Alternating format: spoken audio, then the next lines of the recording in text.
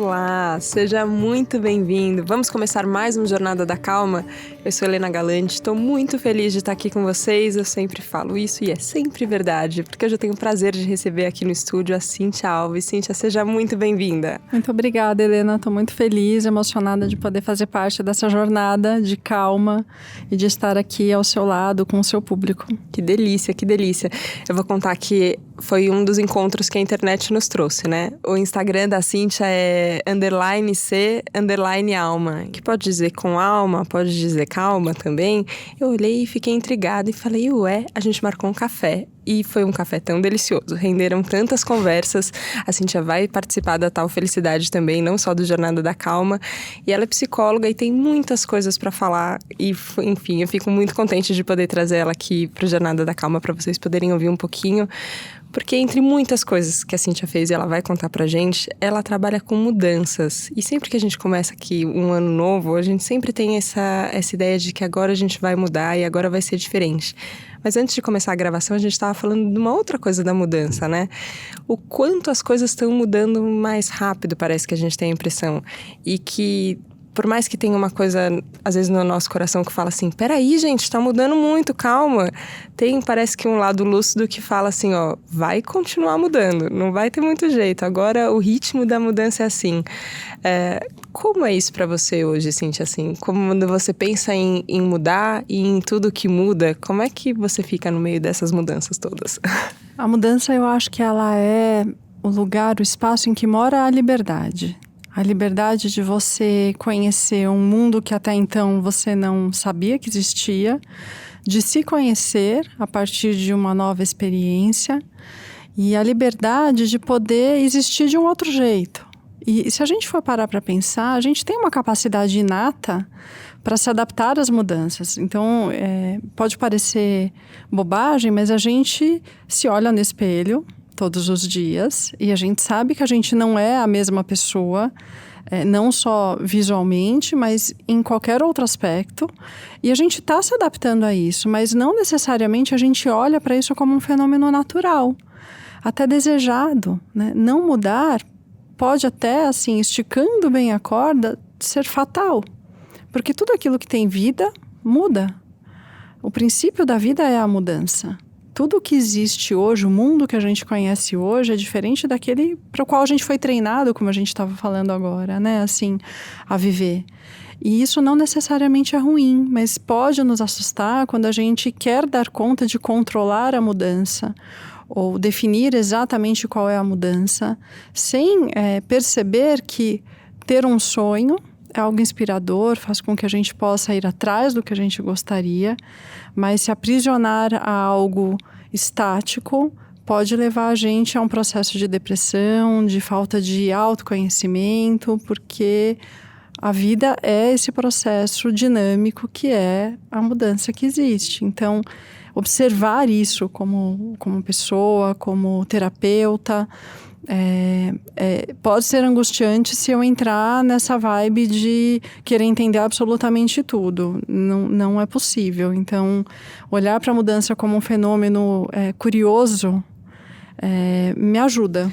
Tem uma coisa, às vezes eu penso sempre isso em relacionamento, em qualquer tipo de relacionamento. Você falou isso, a gente se olha no espelho e às vezes pode nem se olhar no espelho, mas a gente olha pra dentro e fala alguma coisa que tá diferente. Eu mudei um pensamento, eu mudei uma sensação, alguma coisa que mudou. Só que quando a gente olha pra outra pessoa, às vezes a gente olha rápido e fala, é a Cíntia que eu já conhecia, eu já tomei um café com ela, eu já sei quem ela é. Só que aconteceram coisas entre o nosso último encontro e agora. De hoje de manhã, a hora que você acordou, até agora, a hora que a gente está gravando, também já aconteceram coisas.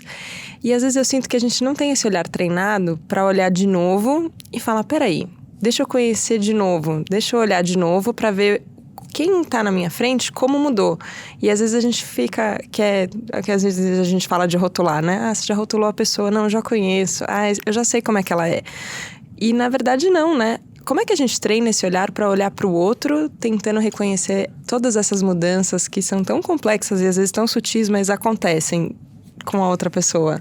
É interessantíssimo isso que você está trazendo, porque a neuropsicologia, ela dá conta de explicar para a gente que tudo aquilo que a gente significou no mundo passou por um processo de linguagem, de entendimento do que é aquilo. Então, hoje de manhã eu estava me sentindo bem porque eu estava olhando para o nascer do dia e estava me conectando com coisas boas e positivas. 30 minutos depois eu recebo um telefonema de algo que me deixa preocupada, me deixa angustiada, e aí o meu estado emocional já mudou, e dali a 40 minutos eu tenho um outro compromisso e eu preciso me conectar com aquele a fazer, e aí eu preciso deixar de lado essa angústia e suprimir isso que eu estou sentindo em nome de um outro compromisso que eu tenho. E não necessariamente a gente percebe, mas isso tudo já é um estado de mudança, né? Então, os estados emocionais, eles podem ser, de alguma maneira, induzidos, né? O que eu quero dizer com isso? Se a gente parar para pensar que os nossos sentimentos, eles são sempre fruto de algo que passou pela nossa cabeça, pode ser uma ideia, pode ser uma memória, qualquer coisa, vai ser responsável por produzir uma emoção. Por que é que eu não posso tentar, por curiosidade, experimentar o que é isso? Então, se a gente tivesse que fazer um exercício rápido aqui e dissesse assim, bom, hoje é um dia que eu sei que eu tenho muitos desafios e seria muito importante que eu me sentisse um pouco mais corajosa, ou mais curiosa, ou mais aberta. Que tipo de experiência eu já vivi, ou que pessoas eu conheço que viveram experiências assim que poderiam me inspirar, que poderiam me estimular. Então, eu posso ler os relatos dessas pessoas e aí, ao entrar em contato racionalmente com isso, talvez eu consiga me conectar com essa emoção. Eu posso olhar fotos antigas minhas ou de alguma outra coisa que seja inspiradora para mim. Eu posso me silenciar, fechar os olhos, me conectar com algo que seja muito, muito importante para mim. E a gente pode fazer isso aqui agora. A gente pode fechar os olhos e se lembrar de um momento em que você se sentiu muito surpreendida por algo que você estava vivendo pela primeira vez, e de alguma maneira aquela emoção, ela vai tomar conta de você, e é como se você tivesse a capacidade de novamente se sentir daquela forma. Porque no fundo, todas as emoções que existem, elas moram dentro de nós. Todas elas. E eu acredito que, de alguma maneira, todas as habilidades, competências também. O que a gente precisa é de experiências que as despertem. A gente precisa acordar, né, no sentido de perceber quem somos naquela experiência. Então, de alguma maneira, a gente pode, sim, se responsabilizar por como a gente se sente. E esse é um treino de resiliência, esse é um treino de olhar, que permite que a gente possa olhar para situações de uma outra forma, e olhar para nós com um pouco mais de gentileza, né? Será que a gente é a mesma pessoa? Será que a outra pessoa com quem a gente se relaciona tem algo novo para nos contar? Porque essa coisa do rotular, ela é um processo do movimento da mente para que a gente poupe energia, para que a gente consiga ter a sensação de domínio sobre a vida e possa ter hábitos, né? Isso é muito interessante. Ao mesmo tempo, a gente precisa perceber se esses hábitos, de fato, ainda fazem sentido para a pessoa que nos tornamos hoje, né? Assim como os relacionamentos que a gente tem e as coisas que a gente faz, desde um esporte, o tipo de leitura, os círculos sociais que a gente frequenta, o quanto aquilo ainda faz com que a gente se reconheça, ou o quanto a gente está ali se aprisionando, mas já não com alegria, mas com culpa, porque a culpa vem quando você não quer fazer algo que você está fazendo, né? E aí, quando você percebe que talvez aquele assunto já não te interesse tanto, aquele grupo seja muito interessante, mas não te desperte mais aquele olhar curioso, atento, que te traz a presença, por que que você está ali? Por que que você mantém na sua vida coisas que não trazem mais alegria? E por que é que você mantém na sua vida hoje aquilo que você não quer na sua vida no futuro? Então, olhar e reconhecer passa por primeiro se conhecer, né? E esse é um processo muito rico, porque depende de você se expor às experiências. E uma vez adultos, a gente tem mais autonomia, mais iniciativa, mas nem sempre a gente usa. A gente fica esperando que alguém venha e diga: nossa, eu vi uma coisa que tem a sua cara. Ou então, nossa, eu conheci uma pessoa, menina, amiga, preciso te apresentar. E aí você até vai e às vezes você fala: nossa, mas por que ela me viu aqui, né, nessa roupa, nesse lugar, ou com essa pessoa? E esse olhar crítico, ele é muito saudável. Nossa, não é que ela tinha razão, mas a gente normalmente não faz isso. A gente foi educado em uma cultura paternalista que nos diz quem a gente é, e a gente busca isso. A gente busca alguém que diga quem a gente é, o que a gente tem que fazer. Parece que alguém vai decidir por você, né? Tem essa muito sensação. Angustiante. Você estava falando sobre como a gente reproduz as coisas, né? Você falou de hábito, e eu li recentemente, agora no final do ano, O Poder do Hábito. Que é um livro muito famoso que eu nunca tinha lido. E eu fiquei muito curiosa ali sobre como o autor descreve o loop do hábito, né? Que ele fala assim, ó, que deixa que você tem, qual que é a sua rotina em cima dessa deixa e qual que é a recompensa que você tem. E aí ele ensina como você pode, identificando primeiro, né? Quais são suas rotinas, quais são as deixas, o que você pensou, o que você sentiu que desencadeou essa rotina e qual que é a recompensa que você tá vendo. Eu achei tudo muito fabuloso, assim. Mas teve um momento que ele falou, nem é o foco do livro, mas eu fiquei muito impressionada, que ele conta de um personagem que tinha o hábito da raiva. Que acontecia uma coisa e ele sentia raiva. E sempre que tinha aquela deixa, a rotina dele era sentir raiva. E eu fiquei pensando, falei, nossa, as nossas emoções também são hábitos. A gente também se habituou. Assim, ó, parece que isso que você estava falando da linguagem e do significado, né? Parece que tem um significado que é inato. Parece que, já que... Eu sempre uso o exemplo do trânsito, gente. Eu tenho que melhorar o exemplo do trânsito. Mas, enfim, parece que toda vez que... eu engordei 1 quilo, sei lá. Isso quer dizer uma coisa ruim. Ou isso, assim, ó, parece que toda vez que eu cheguei num lugar e a outra pessoa se atrasou 1 hora.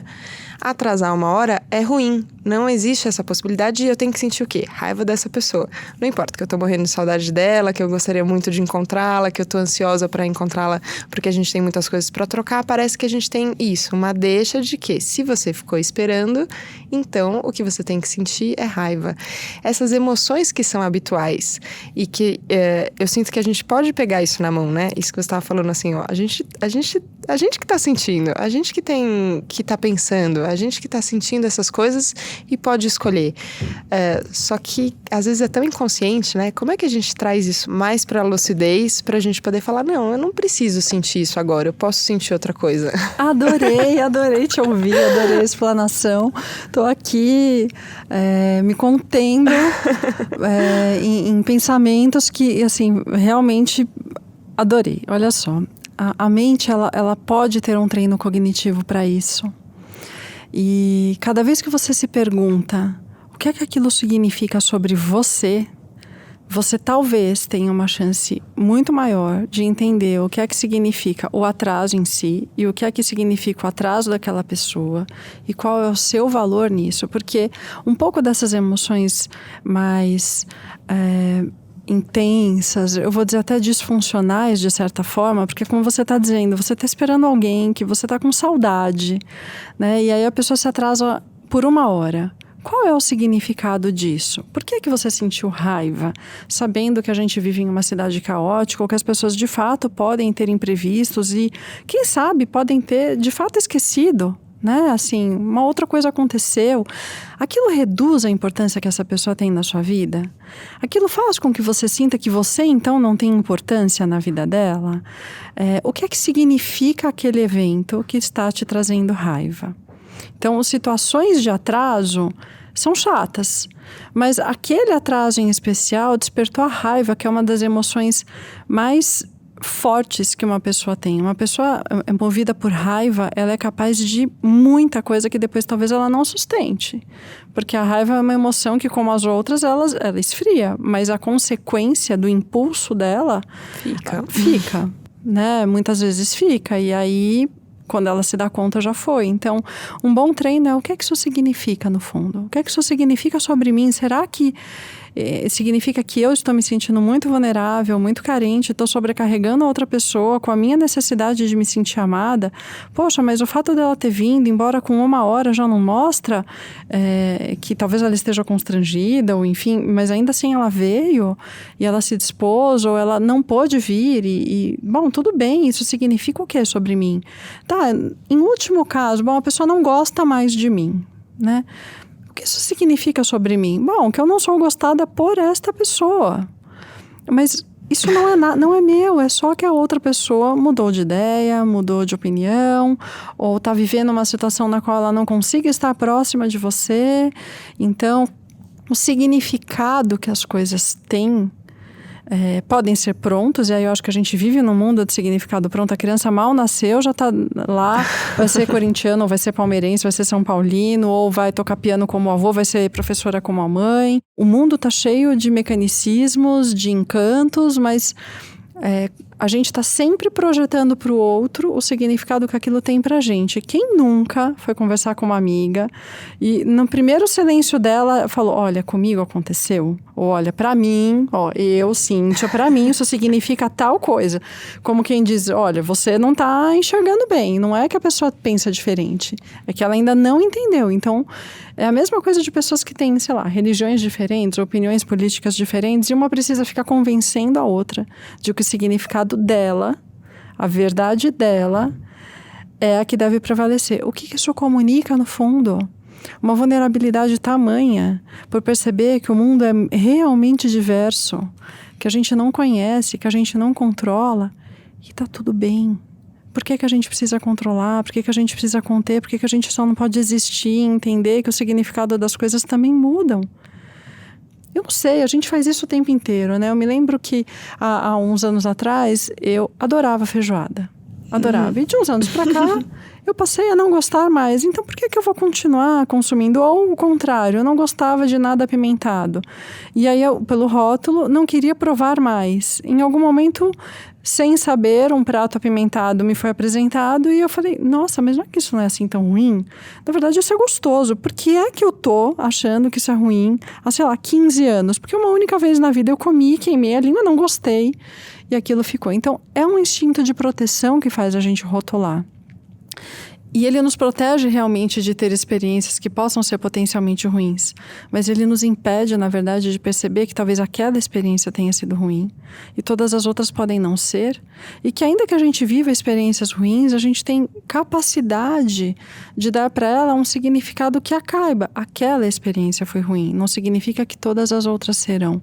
Então o rótulo, ele nos rouba a possibilidade de revisitar experiências ou de nos expor a novas, afinal, tudo aquilo que eu não conheço e eu pré-rotulei ou eu me sinto vulnerável, então eu nem vou. Acho que tem uma coisa que eu sinto que me ajuda, assim, que é quando você abre a possibilidade da pergunta. Isso que você falou da feijoada. Eu gosto de feijoada. Será que eu ainda gosto? Eu não gosto de comida apimentada. Será que talvez agora eu não goste? Tem uma questão de fazer perguntas, assim. Ontem eu encontrei uma amiga que tem um filho pequeno e ela estava me contando, ele tem 4 anos, que tem momentos que ele fica ali desesperado porque alguma coisa aconteceu e ela pergunta para ele, qual que é o tamanho desse problema? Esse é um problema pequeno, esse é um problema médio ou esse é um problema grande? E no ápice do desespero ali ele fala, é grande, é um problema muito grande. É? Então como é que a gente resolve esse problema? Vai ter que lavar. Então se a gente lavar o carrinho resolve o problema? Então tá bom, então a gente vai lavar. Aí depois ele volta e fala, era um problema pequeno, né, mãe? Não era assim tão grande. E eu fiquei pensando, ela tava ali me contando uma coisa com uma criança, eu falei, nossa, quantas vezes a minha cabeça não faz exatamente a mesma coisa? Se você se pergunta, qual que é o tamanho disso? E pode ser a pergunta, qual que é o significado disso pra mim, né? No primeiro momento, talvez possa falar, agora é o fim do mundo. Aí você fala, ok, a pessoa não quer mais a minha companhia. O que isso significa? Que ela mudou de ideia a respeito do que ela sente sobre mim. Isso tem que mudar o que eu sinto sobre mim, isso tem que mudar o tamanho desse... É um problema grande mesmo? Será que é um problema grande? Essa brincadeira de levar e falar, tá, e aí? E se for isso mesmo? Então, o que acontece? E eu tenho a sensação que que não dá em nada, assim, que sempre a gente pode olhar de um outro jeito. Eu não sei, às vezes, como falar isso sem sem minimizar o que a pessoa tá sentindo, né? Porque às vezes é isso. A criança ali naquele momento, para ela é grande mesmo. Mas você tem que dar um jeito de chamar pra pessoa olhar de novo e falar, não, peraí, deixa eu ver se tem que ter esse significado mesmo ou se pode ser outro. Como é que é isso no consultório, Cíntia? Quando você tá, enfim, em consultório, em palestras, você conversa com muitas pessoas, assim. Como é lidar com isso individualmente, coletivamente, para trazer a pessoa para se abrir para essa possibilidade de pergunta? E falar, será que eu posso mudar o significado disso? Eu acho que é olhar para o desafio que está diante dele e dar a dimensão real. Então, qual é o impacto que isso tem na minha rotina? Que significado isso vai ter para mim daqui a 1 ano, 5 anos, 10 anos? Eu vou me lembrar do dia 9 de janeiro de 2020 como um dia marcante e que modificou completamente a minha história? Existem situações que sim, são realmente muito dramáticas no sentido do impacto que vai gerar, mas ainda que seja um grande impacto, o que necessariamente vem a seguir é ruim.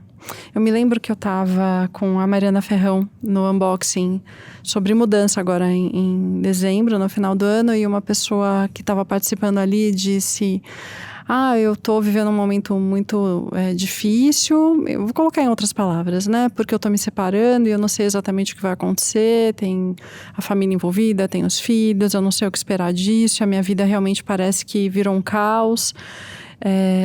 O que eu faço? O que é que eu posso pensar sobre isso? Então, a primeira coisa é: quem disse que a separação vai necessariamente significar viver algo pior ou mais difícil do que já vinha se dando? Por que a gente acredita que uma mudança, ainda que drástica como essa, impactante, vai trazer necessariamente somente perdas? O quanto é realista acreditar que alguma mudança, de fato, vai impedir que outras coisas positivas possam acontecer dali em diante? E aí, qual é o passo a passo que a gente enxerga para a resolução de problemas? Quando a gente está muito vulnerável, como o filhinho da sua amiga, sim, a gente não consegue realmente enxergar que lavar o carrinho resolve o problema. E às vezes a gente pode fazer o que ela fez, que foi incrível, mega terapêutico. Ou a gente pode perguntar de que outra forma uma pessoa que ele gosta muito poderia resolver o problema.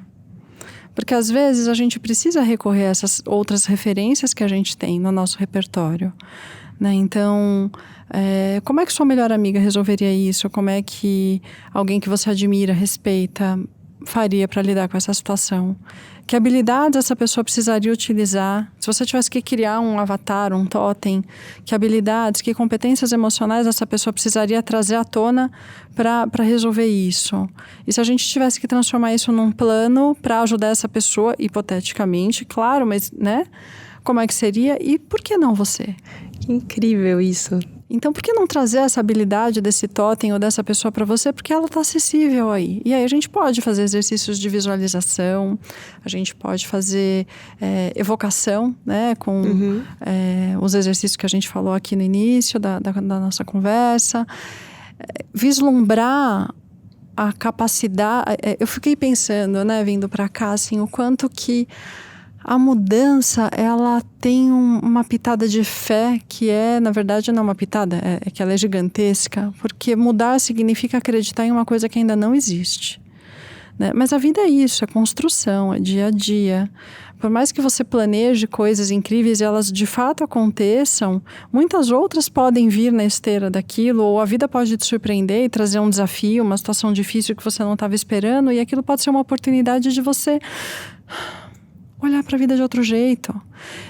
Eu atendi por alguns anos em hospitais, pacientes que estavam hospitalizados em UTI e unidades de emergência. E alguns deles me diziam assim: não, isso precisava acontecer para eu poder olhar para mim, para eu poder olhar para a vida. E a minha pergunta aqui é: por que é que a gente precisa chegar no extremo para se convencer que tem que mudar? Por que é que a gente precisa adoecer? Ou por que é que a gente precisa de uma crise existencial para enxergar que aquela identidade ou aquela vida, ela faz muito sentido para a pessoa que a gente foi? E a gente precisa ser muito grato às experiências e a pessoa que a gente se transformou e se tornou a partir dela. Mas não necessariamente a vida precisa ser para sempre aquilo. E eu acho que tem uma cultura de dor muito grande, sabe? De que a gente só pode mudar quando algo está ruim. E isso é péssimo, porque isso faz com que a gente mantenha relações até que elas se tornem insustentáveis, ou que a gente comece a demonizar o outro para poder justificar, sei lá, pra gente, para as outras pessoas, do porquê aquela relação não nos cabe, quando na verdade às vezes só se transformou. Então uma relação amorosa pode se transformar em uma amizade, e aquela pessoa não deixou de ser importante, especial, incrível, mas houve uma transformação que não pode ser negada. E aí, se você se foca em perceber a mudança e aceitá-la, a tua relação com ela vai se manter de um outro jeito, né? Se você quer forçar aquela relação que virou uma amizade a ser algo que ela não é mais, a tua expectativa em relação àquela pessoa não vai ser atendida. E aí a pessoa passa a ser alguém diferente para você. E a relação se transforma no caos, no pior. Então, a mudança pelo prazer, que é o contrário disso, tem a ver com, eu tô feliz aqui, mas eu queria fazer uma viagem, eu queria experimentar uma outra coisa, eu queria mudar de emprego, eu queria viver uma outra coisa. E é difícil deixar para trás aquilo que a gente experimentou, mas às vezes precisa. Não dá pra gente carregar todos os amigos que a gente teve, porque talvez hoje eles não seriam bons companheiros da jornada, né?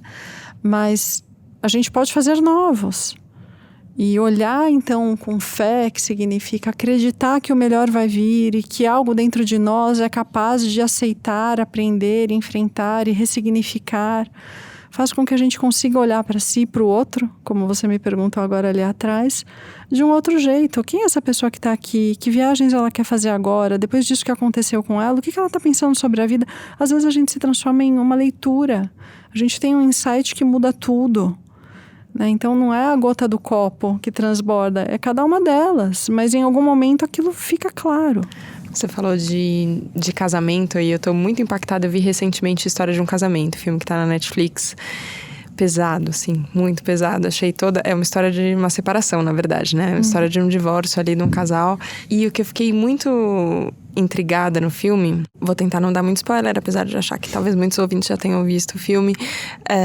Mas tem uma sensação de agressividade que vai crescendo, uma violência, uma coisa isso, que a relação mudou e aí você não consegue mais lidar com aquilo. E num momento de surto ali coletivo, tem um advogado que fala pra ele assim, é importante que você saiba que isso vai passar. Que esse momento vai passar e vão acontecer outras coisas. Não é uma frase edificante ali no filme, viu, gente? Tem quase um cinismo envolvido ali naquele momento. Mas eu fiquei pensando que essa situação de fé que você falou, que as coisas podem vir a melhorar. Um otimismo que às vezes a gente aprende como se fosse uma característica pessoal, né? A Helena é otimista, a Cíntia é otimista, o Rafa não é tanto, ou não sei. Como se isso fosse inato. Quando a gente começa a pensar que a gente pode perceber que as coisas vão passar e que vão acontecer outras e depois outras e depois outras, que a vida tem esse movimento, parece que fica mais fácil de aprender essa característica. Dá para aprender esse otimismo, por exemplo? Dá. Quando a gente entra em processos de mudança de hábito, por exemplo, ou de comportamento, uma das coisas mais interessantes para nos ajudar é viver uma primeira experiência que seja prazerosa. Então, você só precisa se lembrar que dentro de você tem uma capacidade, uma magia para construir coisas, que talvez o cansaço da vida, a sua história de vida tenha te impedido de perceber isso agora, mas, sei lá, eu vou me colocar a meta de tomar um copo de água a mais por dia por uma semana. Pode parecer uma coisa banal, mas isso vai te fazer refletir sobre quantos copos eu já tomo para eu saber que aquele foi o extra. Por onde começar para garantir? Se eu não gosto de tomar, por exemplo, água de manhã cedo, muitas pessoas não gostam, não pode ser no início do dia, mas antes de dormir também não é legal, tá? Mas na refeição também não é legal. Então, mas por que eu tô pensando, então, só nas barreiras? Por que a mente faz isso? Por que ela mapeia tudo que vai dar errado? Calma, ela só tá sendo generosa, ela tá tentando te mostrar que daquele jeito ali não funciona, mas que deve haver algum outro. E aí, começar devagar por uma coisa simples ativa o mesmo mecanismo de vou me mudar de país. né? Assim, racionalmente você vai ter um gasto de energia e um tipo de sinapse de raciocínio que vai te levar a pensar em perdas e ganhos, vai te levar a pensar em possíveis barreiras e obstáculos, como prevê-los, como impedir que aquilo se manifeste ou te impeça de seguir adiante. Então, treinar essa capacidade do otimismo passa por perceber que a sua mente vai reagir não negativamente, mas prevendo o pior num primeiro momento, mas que esse estágio vai passar. E que você pode pensar em tudo que exageradamente pode dar errado e também se forçar a pensar em tudo que exageradamente pode dar certo.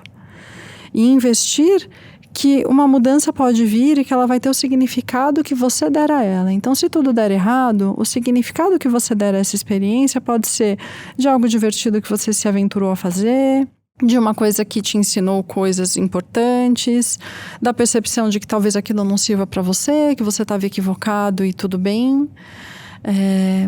Pode significar que você foi capaz de fazer algo com mais dificuldade do que você estava prevendo, mas no fundo é o significado que a gente vai dar para isso que vai dizer o impacto que isso vai ter na nossa vida.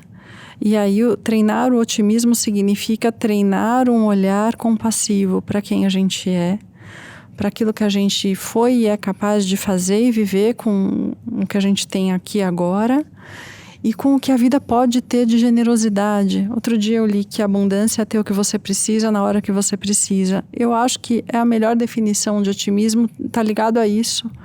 É acreditar que a vida tem uma inteligência própria, que conduz a gente a viver experiências que a gente significa como traumáticas. E a gente diz a vida não é boa, a vida não é justa, mas talvez seja o seu olhar para isso que esteja trazendo esse significado, né? Então, eu passei por processos de mudança bastante intensos e eu sabia que ia dar trabalho chegar em coisas que eu gostaria, assim, porque eu sabia que eram processos lentos e com os recursos que eu precisaria, mas eu sempre enxergava, mas deve ser gostoso ver isso aos poucos. Também vai ser bom eu experimentar isso aos poucos, devagar, porque eu posso mudar de ideia, né? Então, essa leveza que a gente também dá, mesmo para coisas mais densas ou de longo prazo, esse olhar curioso que dá para a vida um significado mais leve, né? Ao invés de ser catastrófico, ou rotular, ou, sabe, de te impedir de fazer de novo. Eu acho que está aí o segredo, o significado daquilo sobre a gente e daquilo nas nossas vidas e o quanto a gente é capaz de dar um outro sentido e seguir. Não sei se eu falei muito. Não, falou lindamente. É engraçado às vezes ver o que a gente no outro, a gente consegue entender como a gente pensa, né? Por que a gente pensa desse jeito, ou como a gente vê o mundo. E muito desse podcast aqui também tem essa intenção de, no encontro, a gente se entender, né? E falar o que funciona, o que não funciona, como é que a gente se ajusta, o que a gente aprende. E a hora que você estava falando sobre aprendizado, eu acho que eu já tive muito essa crença na vida, assim, que tinha que ser muito difícil para eu aprender, tinha que doer para depois eu decidir me transformar. E ok, tiveram momentos que doeu bastante e que eu usei isso para aprender e para me transformar. Mas hoje eu começo a entender esse lugar de leveza que você está falando, de que a gente pode aprender no prazer, que o aprendizado se dá nesse lugar. E eu tenho a sensação que os ouvintes fazem isso. Porque eu recebo às vezes mensagens muito bonitas das pessoas falando que ouviram um episódio e que entraram em contato com uma ideia e falaram: nossa, agora mudou o jeito que eu faço e como eu penso, e muito obrigada pelo seu convidado, pela entrevistada. E às vezes eu fico pensando, tem mudança? E o que aconteceu? A pessoa ouviu meia hora de conversa. Não foi uma coisa dolorida, ou foi uma coisa muito grandiosa, foi uma conversa só. Mas se a gente se permite entrar nesse estado de que as coisas, pelo que a gente quer de bom também, isso também é transformador, eu acho que a gente vai mudando o jeito de aprender. E aí eu acho como humanidade mesmo, assim, né? Eu acho que a gente tá num momento de mais parece que a cabeça tá mais aberta, assim. Eu vejo as pessoas mais novas mais dispostas a mudar de um jeito menos... Mais leve, menos apegado, talvez, do que a gente tenha. Eu não tenho mais avós vivos, mas a minha avó, quando faleceu, a mãe do meu pai, tinha 84 anos. E eu lembro de olhar para ela e falar, ela tá mudando. Olha isso, ela tá viva, ela continua fazendo mudanças, ela continua se adaptando ali. Ok, talvez sejam coisas que ela tinha mais dificuldade, menos dificuldade, mas ela tá ali, ela tá se dispondo a entrar em contato com o mundo agora e mudando. E às vezes tem gente mais nova que também tem dificuldade, às vezes tem mais facilidade, mas eu sinto que a gente tá num momento de, parece que mais expansão, assim, que tá mais tranquilo agora, não sei. Eu sinto mesmo, assim, que as pessoas parecem estar mais abertas a terem experiências. Eu acho que a velocidade com que a gente tem acessado informação e tem tentado atender necessidades do dia a dia, da rotina, de alguma maneira, de fato, tem interferido em como a gente interpreta também o que a gente vive. Então, a gente troca hoje de fornecedor ou de marca de sabão em pó e de margarina com mais facilidade, porque não só a oferta é grande, mas porque a gente se permite ir ali conhecer e qualquer coisa eu volto aqui e faço de novo isso. Então, eu acho que essa permissão que a gente tem se dado, que essas gerações têm encontrado para conferir o que é que está do lado de lá da dúvida, a dúvida é a coisa mais linda que pode existir. É quando você se pergunta o que é que vem a seguir. No fundo, a gente não sabe. É muito uma questão de fé, até supor o que vem a seguir, né? Então, por que não supor que pode ser o melhor? Por que não supor que a gente vai dar conta das experiências, por mais difíceis que elas possam parecer, e sem comparar com o anterior, porque, especialmente em processos de luto, né, as pessoas às vezes me procuram e é bem delicado, as pessoas dizem, não, mas não vai ser a mesma coisa. É verdade, não será, mas o que tem de novo aí? Né? Sem desqualificar o que houve ali atrás, mas o que é que vem a seguir? O que é que a gente pode conhecer a partir de agora? Né? Que a gente não tinha os olhos abertos para essa experiência e pode vir a ter. Então, eu acho que esse desejo genuíno, essa generosidade com a nossa existência, que é passageira, que contempla, que observa, que transforma, que tem o poder de transformar, assumir essa responsabilidade, essa autonomia, né, mais do que a responsabilização do outro e do mundo e do que quer que seja, nas pequenas coisas, faz com que a gente talvez mude intencionalmente e se dê conta do quão grandioso pode ser preencher a vida com as coisas que a gente escolheu de verdade. Sim. A vida é a construção, é isso. E é uma construção que é conjunta.